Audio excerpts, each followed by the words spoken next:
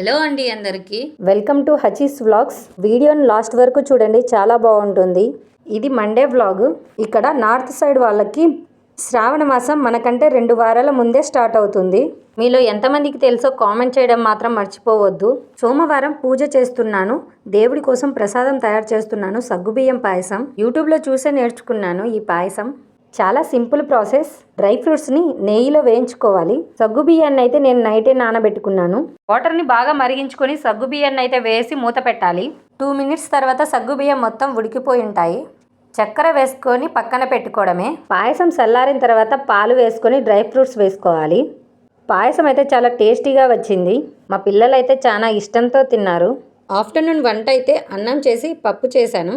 మా ఆయన వచ్చాక అందరం కూర్చొని తినేసాము.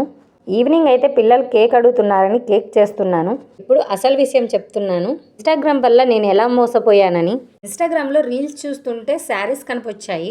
మన బడ్జెట్లో వస్తున్నాయి కదా అని చెప్పి వాట్సాప్లోకి వెళ్ళి మెసేజ్ అయితే పెట్టిన. ఆమె రిప్లై ఇచ్చింది, ఏ శారీస్ అయినా 300 అని. ఫుల్ డీటెయిల్స్ పెట్టి మనీ ఫోన్పే చేసి స్క్రీన్ షాట్ పెట్టండి అని అన్నారు. ఫోన్పే చేసి స్క్రీన్ షాట్ అయితే పెట్టాను.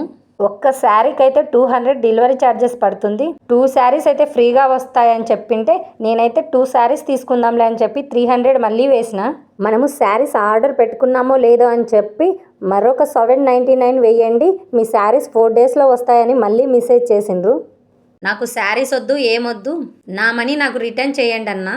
మా కస్టమర్స్ ప్రతి ఒక్కరూ 799 అమౌంట్ మాకు వేసిండ్రు అని ప్రూఫ్ చూపించారు.